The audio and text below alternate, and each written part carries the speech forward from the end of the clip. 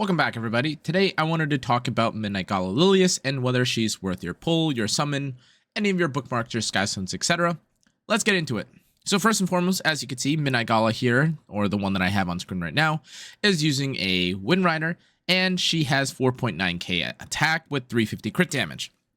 I wanted to start off with a build for Gala Lilias because regardless of whether or not you're going to use this character, you might as well get an idea of what kind of builds or what kind of variations you'll see on the ladder or in any kind of content.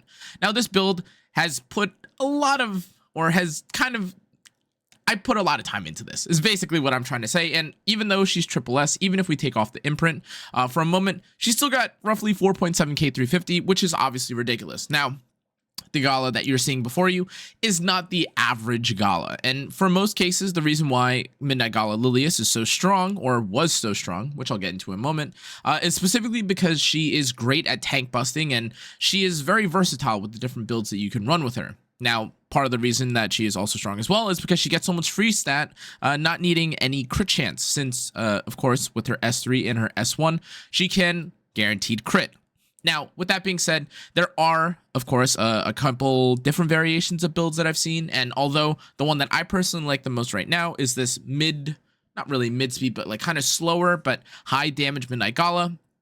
This build was specifically for when I was playing her specifically with a mid, so cool. However, if you want to talk about the other variations of builds for Gala, there are other variations that include the 4k 300 build, where she's at least 280, and that's one of the original builds that I had former to or prior to this current iteration that I have right now.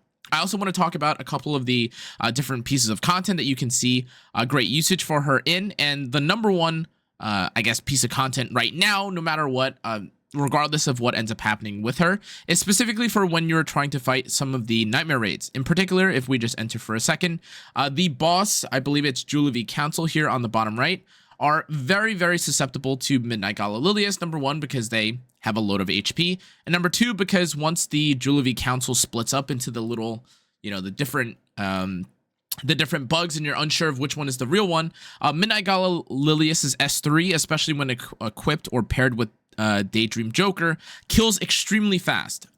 In almost no variation or no team composition that I can think of, including Midnight Gala Lilias, has ever been able to fail this encounter.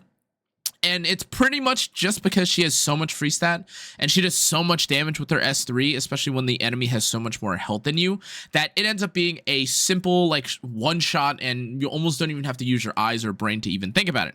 That being said, that team composition uses a couple of healers and stuff. But okay, what about the other uses for Midnight Gala Lilias? Well, there are also just, well, the most generic enemies, I guess, that Midnight Gala Lilias would be powerful against, and that's pretty much any roster or any character that has a lot of HP. Pretty much anyone that I can sort by at this point that has high health is probably susceptible to getting one shot by Midnight Gala Lilias. That includes the Senya. That includes, spoiler, but that includes a Tywin. That includes someone like Dark Corvus, Bellion, Albedo, Laia, another Bellion, don't ask me why, Mediator Cowrick, Last Rider Crow, Lethe, even Alencia. However, we do have to talk about the main reason why you won't be seeing Midnight Gala Lilias too much. But let me go back into the builds for Midnight Gala Lilias really quickly, because I do want to mention that although the builds that I'm talking about currently right now are designed to one-shot tanks, I've also seen a couple different variations of builds where, although they still keep some variation of torrent, or they do still keep some form of damage on Midnight Gala Lilias, I did see one or a couple legend players last season or a couple seasons ago where they would pair someone like Midnight Gala Lilias with Abigail or Christie or any mitigation focused knight, and they would pair her with a lot of ER and be on counter set, and it would be really annoying because she heals on her S1, and her S1 also, again, doesn't require any crit in order to do damage. So effectively, she is a super stat efficient and very gear score or very stat efficient, I guess, kind of character, and you can pair her with some ER builds in order for her to do a bunch of damage and basically be the hyper carry in a different way while also surviving. But While that's also the case, again, you aren't restricted to only using speed and torrent. If you want to use destruction or torrent, if you want to run triple torrent, that's also fine and is one of the more prominent builds if you're running the speed that I'm running specifically for Midnight Gala Lilias, so you can kill things. But let's go back for a second, because there is someone that I mentioned and I kind of paused over, and that's Empyrean Ilanov. Now, if you guys aren't familiar with Ilanov, one of the main selling points of Ilanov is the fact that her S2 passive makes it so that you cannot penetrate as easily. It says simply right here that that all targets, or all allies rather, increase their penetration resistance by 30%. Now, this by itself is already kind of annoying, but let's pair the fact that most Empyrean Ilanovs are either on protection set or are in, or basically I just get, I guess, in any different build that she has where she has damage, she's able to use her S3 to one-shot or deal a decent amount of damage and injure at the same time.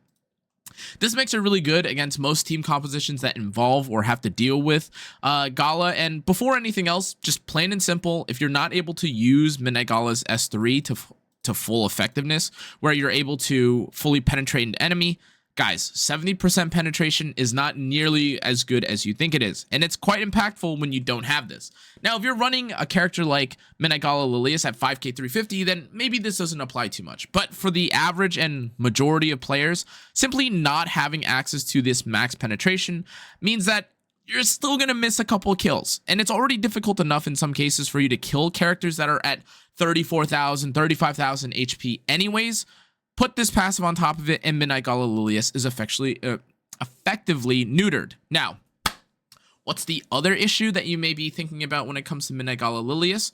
Well, we have the newest brand new character introduced to the game.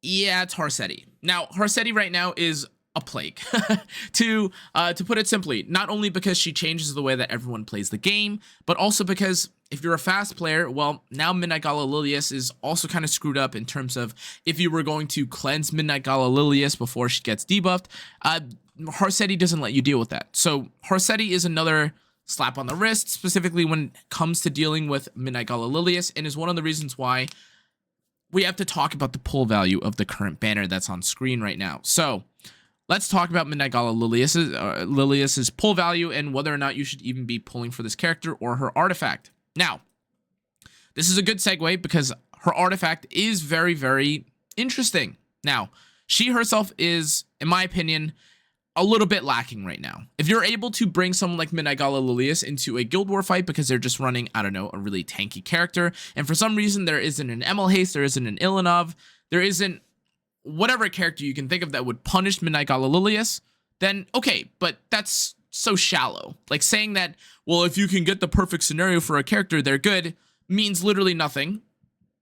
So therefore, I think that at best, Midnight Gala Lilias is worth pulling simply because she is a limited character. However, something that you may not have considered is that after, or because Midnight Gala Lilias has now come to the limited banner again, aka has had a rerun naturally and without, you know, some extra random event happening, this now enables her to be usable or selectable from the custom Mystic group banners coming up in the future.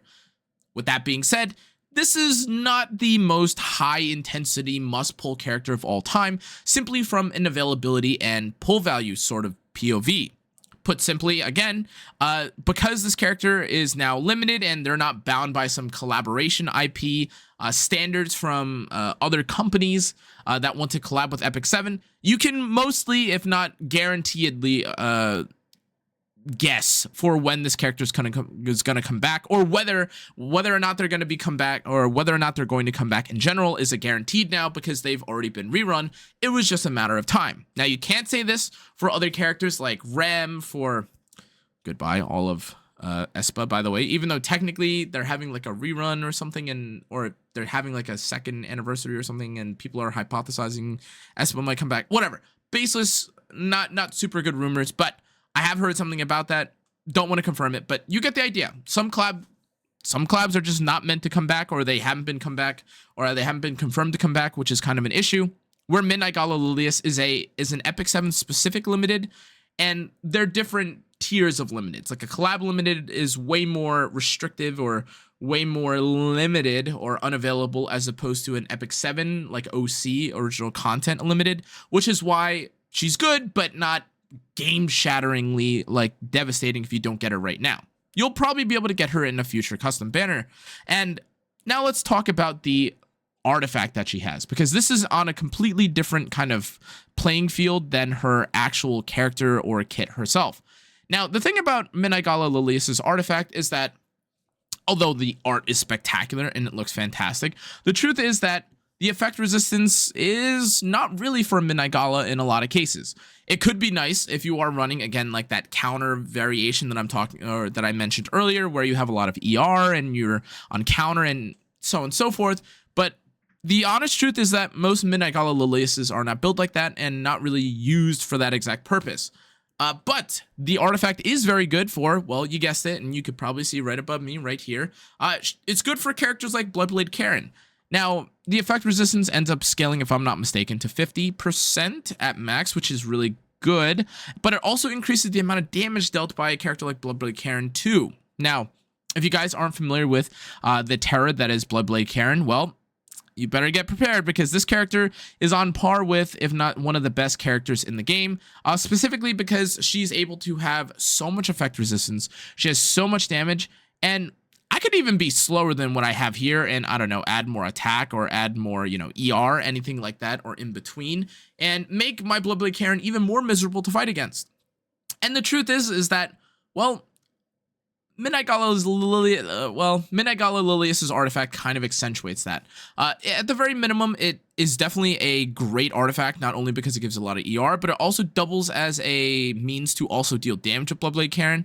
One of the main concerns that people have with Bloodblade Karen and her being so low, so high in ER, is that sometimes you forego or you miss out on certain damage stats at the same time. But thanks to sets like Destruction and Torrent, and of course the Midnight Gala artifact that we're looking at right now, and the new EE that she's been given that gives her a second immortality, I know, ridiculous, all of this for one character, but given all these different aspects in Bloodblade Karen's kit and at her disposal, she has one of the most insane stat providing kits that we've ever seen.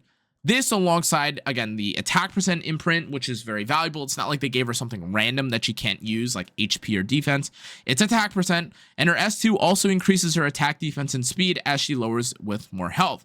Now, in terms of this, if you are wondering whether or not Hostess of the Banquet is worth pulling for, the answer is, well, it is kind of nice on Bloodblade Karen, but we need a bit of an asterisk, because one of the most common extra artifacts that's been used on Bloodblade Karen is Shepherd of the Hollow, alongside some other artifacts like, I don't know, literally just Bastion of Hope, which I believe is...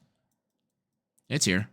Bastion of Hope? Yep, this artifact here, which gives you 70% effect resistance, and is really, really good, just in general, if you're trying to find effect resistance. But as I just mentioned, some of these other artifacts either miss out on one part or another, either damage or they don't give you ER, and makes things a little bit more RNG. The only true artifact, in my opinion, from what I've seen, that really makes things no RNG whatsoever, assuming you aren't running a bulky Bloodblade Karen build, is going to be Hostess of the Banquet.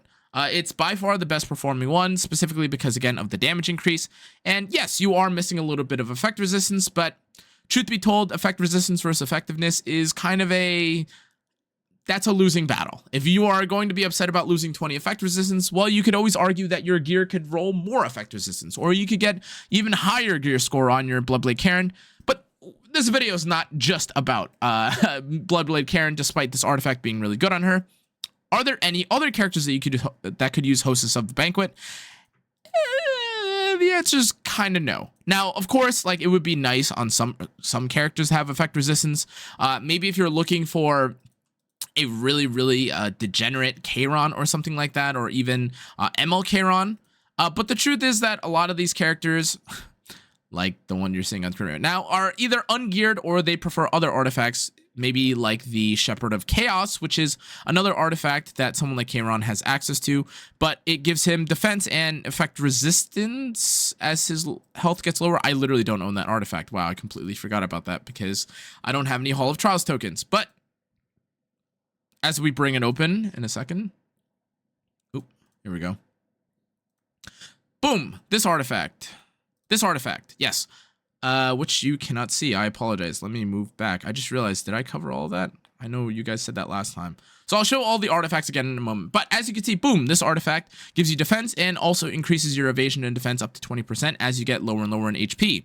This is kind of nice and pretty valuable depending on how you play MLK-Ron, and MLK-Ron is also getting his change with the 10/24, October 24th balance patch, so it's worth considering. But again, as I talked about earlier, when it comes to the artifacts, Hostess of the Banquet, again, pretty decent. Apologize again if I missed out or if I hovered over or I blocked some of the stats on screen.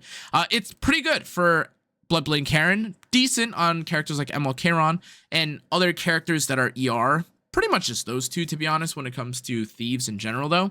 But that leaves us with my final conclusion about it all, which is that because so many of the comments about whether or not you would either be able to use Midnight Gala Lilias or her artifact are dependent on your team, and in most cases it feels like it would take a lot of investment or a burning desire for you to want to pull for this character, I would honestly say that there is not a mandatory, I wouldn't say that there's a mandate or there's no requirement for you to pull for Midnight Gala Lilias, despite her being a limited character and for a lot of players probably the first character that you'd have access to if you're a new player and you're also looking for a collab. The truth is that if you like her, if you love her, by all means, feel free to pull on this character. I literally fed my Conqueror Lilias to triple S my Midnight Gala Lilias because I had an extra one, but it is what it is. But I like her. If you want to do that, by all means, I will not stop or not judge anyone that chooses to pull for this character. However, consider the facts. Again, now she has access to be put on the custom limited banner.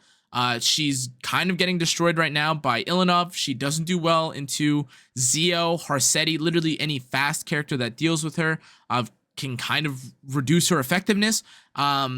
And then beyond anything else, her artifact is great on one of the most meta characters in the game right now, but that's one character. So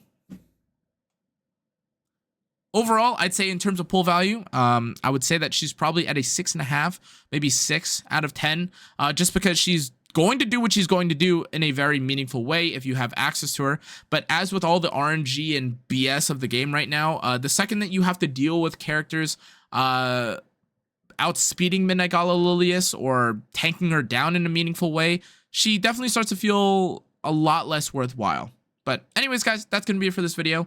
Hope you guys enjoyed. Hope you guys got some perspective from my thoughts on Midnight Gala Lilias. Seriously, I probably use this character the most out of almost any of the limiteds currently now in the game. If I can just check real quick.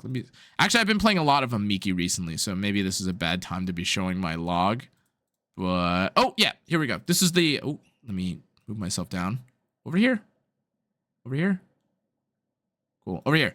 All right. Anyways, LRK is beneath me right now, but as you can see, I've been using I've been using her a little bit, dying like a dog sometimes because I'm having to deal with Harsetti and Zio pretty much pre-banned, and look at all the characters I have to deal with, right? Like sometimes they get banned, sometimes I'm fighting the world on my shoulders, and yeah, this is kind of what a character like Midnight Gala Lilias is gonna have to deal with right now. And otherwise, well, she already has a handful of issues to deal with, not just in RTA, in Arena and Guild Wars. Sometimes they're just not good picks at all because of, well, you can't pre-ban anything, which again is a comment that I've seen a lot of people say, like, just ban it, Forehead. Well, what do I do when I have to ban all these characters? Zio, Harsetti, New Moon Luna, who also counters her.